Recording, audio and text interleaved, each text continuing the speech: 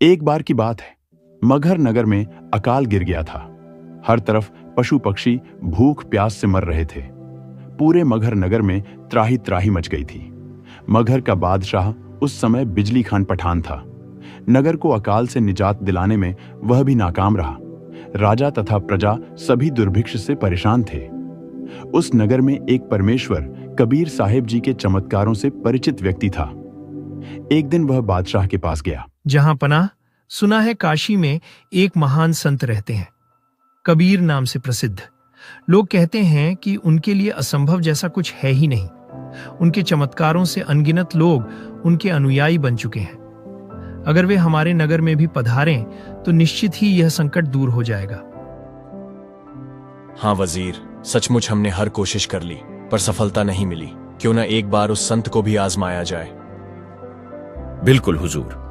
काशी नरेश बीर सिंह बघेल सच्चे और भरोसेमंद राजा हैं। वे जरूर आपकी बात का गौर फरमाएंगे।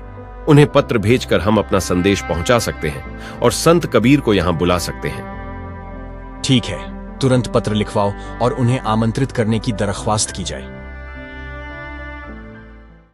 बिजली खान पठान ने राजा बीर सिंह बघेल को काशी पत्र भिजवाया। महाराज, यह मगहर के शासक बिजली खान का संदेश है। प्रिय मित्र, हमारे नगर पर भीषण अकाल छाया हुआ है। लोग दर दर भटक रहे हैं। हमें ज्ञात हुआ है कि आपके नगर में परम महात्मा कबीर रहते हैं। आपसे निवेदन है कि कृपया उन्हें हमारे नगर भेज दें। शायद हमारी पीड़ा दूर हो सके, वरना मगहर से लोग पलायन करने में अब ज्यादा वक्त नहीं लगाएंगे। राजा बीर सिंह बघेल पूर्व ही परमेश्वर कबीर साहिब जी के चमत्कारों को देखकर और पूर्ण ज्ञान समझकर कबीर साहिब जी के शिष्य बन चुके थे। हम हर कोशिश को अंजाम दे चुके हैं, लेकिन कोई राहत नहीं मिल पाई है। अतः हम आपसे पुनः निवेदन करना चाहेंगे कि कबीर जी को यहाँ भेजने की कृपा करें। मंत्री जी, बिजली खान ने जिनका नाम लिया है वे तो सचमुच जगत के महापुरुष हैं, परंतु इस प्रकार हम गुरुदेव को वहां नहीं भेज सकते। सुना है संत को आदेश देकर बुलाना उचित नहीं होता। संत अपने मन की प्रेरणा से ही कहीं जाते हैं। पत्र के जवाब में लिखिए कि बादशाह स्वयं आए और कबीर साहिब से विनती करे। यही संत से लाभ लेने का तरीका है। राजा बीर देव सिंह बघेल ने बिजली खान पठान को पुनः पत्र भिजवाया। जहां पनाह, काशी नरेश का संदेश है। प्रिय मित्र, आपने सही संत का नाम लिया है। मैं कबीर साहिब को काफी अरसे से जानता हूं तथा स्वयं भी उनका शिष्य हूं और विश्वास है कि उनकी कृपा से सब संकट मिट सकते हैं। लेकिन संतों को आदेश देकर बुलाना उनके सम्मान के विरुद्ध है। उनको इस प्रकार भेज भी दूं तो न जाने आप लाभ ले पाएंगे या नहीं। स्वयं आएंगे तो वे भी खुश होंगे और उन्हें सम्मान देंगे तो वे आपकी हर ख्वाहिश पूरी करेंगे। अतः आप स्वयं काशी आकर प्रार्थना करें। निश्चय ही कबीर साहिब आपकी प्रार्थना सुनेंगे और समाधान भी करेंगे।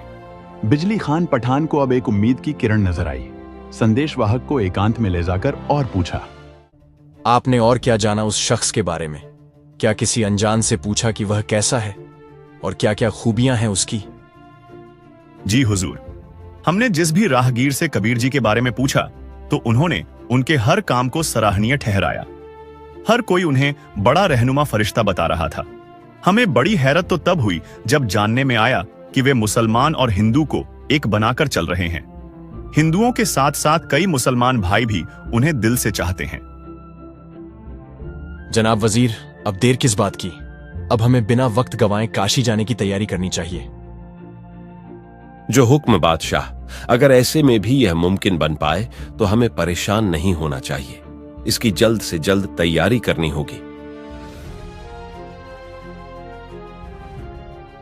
अगले दिन बादशाह बिजली खान पठान नगर के कई लोगों के साथ काशी के लिए रवाना होते हैं।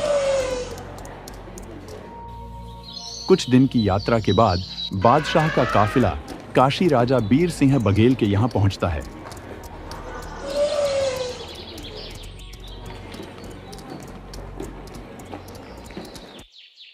दोनों राजा कबीर साहिब की कुटिया पर पहुंचते हैं। प्रणाम गुरुवर, आज मगहर के शासक बिजली खान आपसे मिलने आए हैं। कृपा उन पर रहम करें।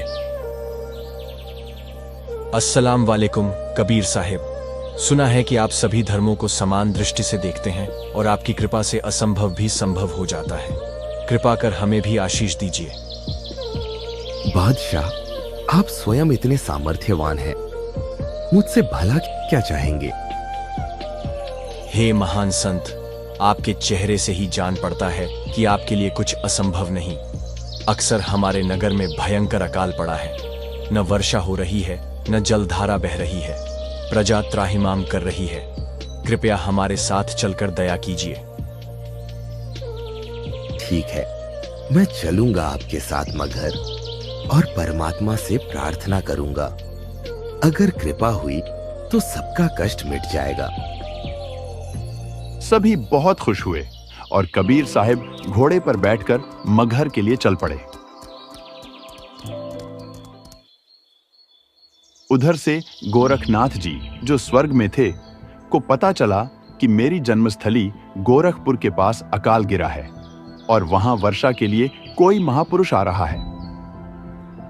मगहर में वर्षा का कोई संयोग नहीं है, लेकिन ये कौन संत यहां वर्षा का उद्देश्य लेकर आ रहा है?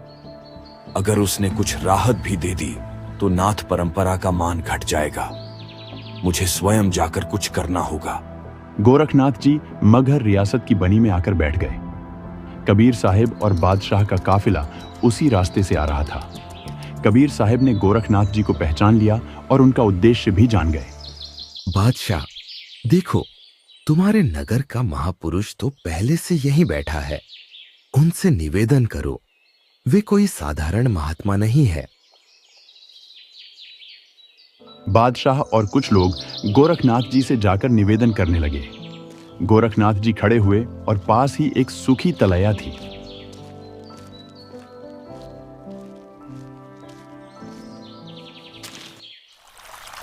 एक तेज पानी का फंवारा निकला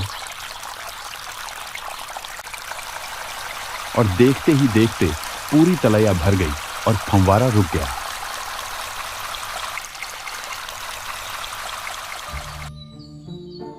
देखा बादशाह, तुम्हें काशी जाने की जरूरत ही नहीं थी।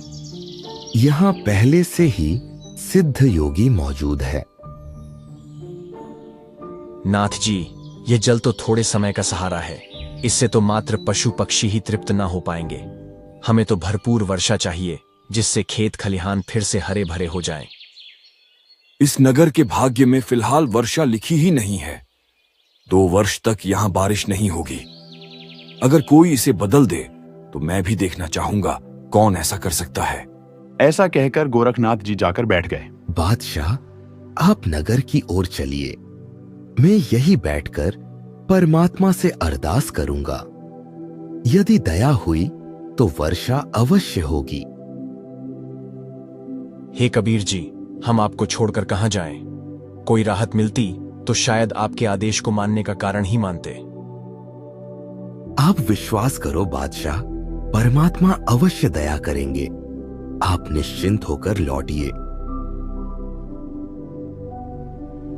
बादशाह और नगर के लोग मायूस से होकर दबे पांव नगर की ओर चल पड़े।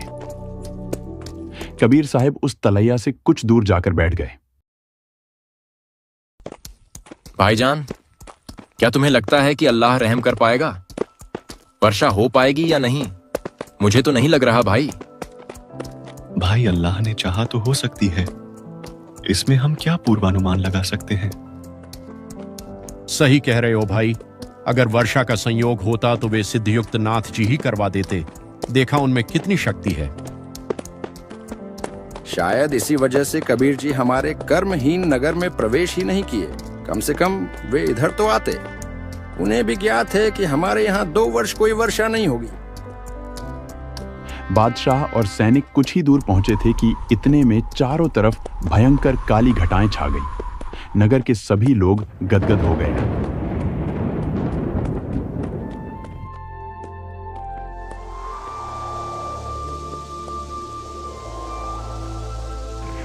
कुछ ही देर में नगर में भयंकर वर्षा शुरू हो गई। देखते ही देखते चारों तरफ पानी ही पानी हो गया। काफी देर की वर्षा से सभी नदी तालाब भर गए। अरे भाई कमाल हो गया। धन्य है कबीर जी साधु जिन्होंने हमारे यहाँ प्रवेश किया। हाँ भाईजान, ऐसा तो सोचा भी नहीं था कि कबीर जी हमारे लिए इतने मेहरबान बन जाएंगे। चलो भाई उन्हें हमारे नगर लाते हैं। ऐसे साधु के तो दर्शन से ही आत्मा खुश हो जाती है। बादशाह और नगर के सभी लोग बड़ी खुशी से कबीर साहब के पास पहुंचे और जयकारे लगाने लगे। कबीर साहब को बड़े आदर के साथ नगर लेकर आए। बादशाह बिजली खान पठान ने तथा कई अन्य लोगों ने कबीर साहब जी से दीक्षा प्राप्त की। धन जननी धन भूमि धन नगरी धन देश, धन करनी धन कुल धन, जहाँ साधु प्रवेश। जगत गुरु तत्वदर्शी संत रामपाल जी महाराज जी के अवतरण दिवस पर दिनांक 6 से 8 सितंबर 2025 को नेपाल सहित भारत के 12 सतलोक आश्रमों में 3 दिवसीय महासमागम का आयोजन किया जा रहा है। इस पवित्र अवसर पर 3 दिवसीय अखंड पाठ, विशाल भंडारा, विशाल सत्संग समारोह जैसे कई भव्य कार्यक्रम होंगे, जिसमें आप सभी नगर व ग्राम वासियों को इस विशाल अद्वितीय भंडारे में सादर आमंत्रित किया जाता है। कृपया आप इस विशाल भंडारे व सत्संग में परिवार सहित पधार कर इस आयोजन की शोभा बढ़ाएं।